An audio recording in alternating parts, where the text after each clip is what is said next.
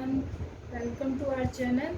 आज हम वर्कशीट 8 करेंगे क्लास 9 की, जो कि DOE NCT दिल्ली से हमारे पास आ रही हैं, जिसका टॉपिक है पॉलिनोमियल्स। और ये 22 तारीख यानी कि 22 जुलाई 2020 की डेट में आई हुई वर्कशीट है। तो चलिए स्टार्ट करते हैं पॉलिनोमियल की वर्कशीट।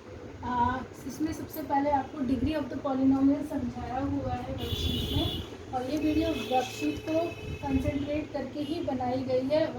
मेरे ख्याल से वीडियो स्टार्ट करने से पहले मैं आपको वर्कशीट प्रोवाइड कर दूँ तो ठीक रहेगा। स्टार्ट। तो ये है हमारी वर्कशीट नंबर 8 क्लास 9 की। अगर आपके पास नहीं है तो आप इसका स्क्रीनशॉट ले सकते हैं। ये वर्कशीट्स DOE की साइट पर भी अवेलेबल हैं। तो चलिए क्लास स्टार्ट करते हैं। तो सबसे पहले वर्कशीट में समझाया गया है डिग्री ऑफ द पॉलिनोमियल, और ये एग्जांपल्स वहाँ दिए गए हैं। तो इनमें डिग्री ऑफ द पॉलिनोमियल आपको बताना है। तो डिग्री ऑफ द पॉलिनोमियल क्या है? किसी भी पॉलिनोमियल में जो वेरिएबल की सबसे ग्रेटर पावर होती है, सबसे बड़ी पावर है, उसको हम डिग्री ऑफ द पॉलिनोमियल कहते हैं। तो बहुत ही ईजी है ये। जैसे फर्स्ट एक्सप्रेशन हमारा है x की पावर 6 माइनस x की पावर 4 प्लस 3। तो इसमें आप देख रहे हैं जो वेरिएबल है x, उसकी सबसे बड़ी पावर है 6। तो यहाँ पर डिग्री ऑफ द पॉलिनोमियल हो गया 6। अब सेकंड पार्ट में जो हमारा एक्सप्रेशन है उसमें y देखिए, और y में सबसे बड़ी पावर जो है वो 4 है, तो इसका डिग्री हो गया 4। इसी तरह की जो थर्ड एक्सप्रेशन है वो कांस्टेंट एक्सप्रेशन है, यानी कि 2। मैंने आपको पहले पिछली वीडियो में बताया था कि जो हमारे इंटीजर्स हैं वो कांस्टेंट पॉलिनोमियल होंगे। कोई भी कांस्टेंट नंबर है तो वो हमारा कांस्टेंट पॉलिनोमियल कहलाता है। यहाँ पॉलिनोमियल है ये। अगर इसमें कोई मैं वेरिएबल लगाना चाहूँ तो मैं x की पावर 0 लगा सकती हूँ, क्योंकि इसकी वैल्यू तो 1 ही होती है।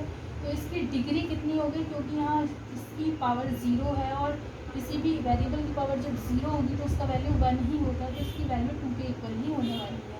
तो यहाँ पे क्योंकि अगर वेरिएबल एज्यूम किया जाए तो उसकी जो पावर है वो 0 होगी, तो कांस्टेंट पॉलिनोमियल जो होते हैं उनकी डिग्री होती है 0। तो ये थे डिग्री ऑफ द पॉलिनोमियल। इसके बाद हम कोफिशिएंट्स के बारे में पढ़ेंगे कि किसी टर्म का क्या कोफिशिएंट होता है। तो दूसरा क्वेश्चन है coefficient of x² in this polynomial. तो फर्स्ट पार्ट में देखिए जो हमारा x² टर्म है वो ये है सेकेंड टर्म, और इसमें x² के साथ में कुछ नहीं लिखा, सिर्फ माइनस का साइन लगा है। तो जहाँ पे कुछ भी नहीं है वहाँ हमेशा 1 होता है। तो यहाँ पे देखिए x के साथ मल्टीप्लाई हो रहा है 1, और क्योंकि साइन माइनस का है तो कोफिशिएंट हुआ -1।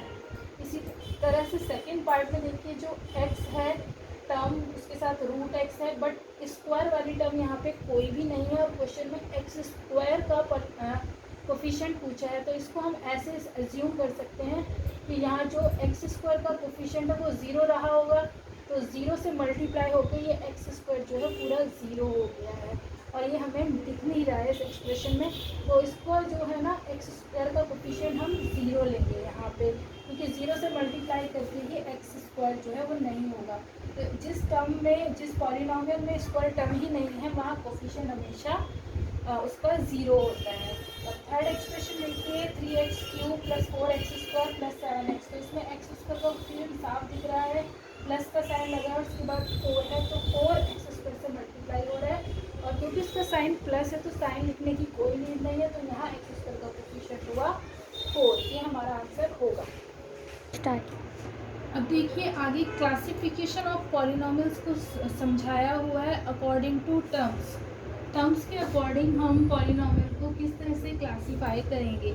जिस पॉलिनोमियल में हमारा नंबर ऑफ टर्म होगा सिर्फ एक, उसको हम कहेंगे मोनोमियल, और जिस पॉलिनोमियल में नंबर ऑफ टर्म्स होंगे 2 टर्म्स, आपको समझ आता है 2 टर्म होंगे तो उसको हम कहते हैं बाइनोमियल, और 3 टर्म वाले एक्सप्रेशन को, 3 टर्म वाले पॉलिनोमियल को हम कहते हैं ट्राइनोमियल। तो यही है आपके पास binomial, binomial and trinomial according to terms. ये पॉलिनोमियल का क्लासिफिकेशन है। इसके बाद वर्कशीट में जो क्वेश्चन है वो ये दिया हुआ है कि ये वाले जो तो ट्राई दीज में हमें ये क्वेश्चन दिया हुआ है कि ये जो पॉलिनोमियल्स हैं इनको हमें क्लासीफाई करना है कि ये आपके बाइनोमियल हैं, मोनोमियल है या ट्राइनोमियल है। तो फर्स्ट एक्सप्रेशन में हम देखते हैं फर्स्ट पॉलिनोमियल में केवल 2 टर्म्स हैं, तो 2 टर्म की एक्सप्रेशन को हम बाइनोमियल कहते हैं। और सेकंड जो पार्ट है उसमें 1 2 3 हर एक प्लस और माइनस के बाद एक न्यू टर्म स्टार्ट होती है। तो यहाँ देखिए 2x स्क्वायर के बाद प्लस लगा हुआ है तो सेकंड टर्म स्टार्ट हो गई, उसके बाद माइनस लगा है तो थर्ड टर्म स्टार्ट हो गई। तो यानी कि इसमें 3 टर्म है, तो ये हमारा हुआ है ट्राइनोमियल। नेक्स्ट जो है जेड स्क्वायर है, सिर्फ कोई प्लस माइनस नहीं है, कोई टर्म नहीं है, साथ में एडेड और सब्ट्रैक्टेड, तो ये हमारा सिंगल टर्म का एक्सप्रेशन है, सिंगल टर्म का पॉलिनोमियल है, तो इसको हम कहेंगे मोनोमियल।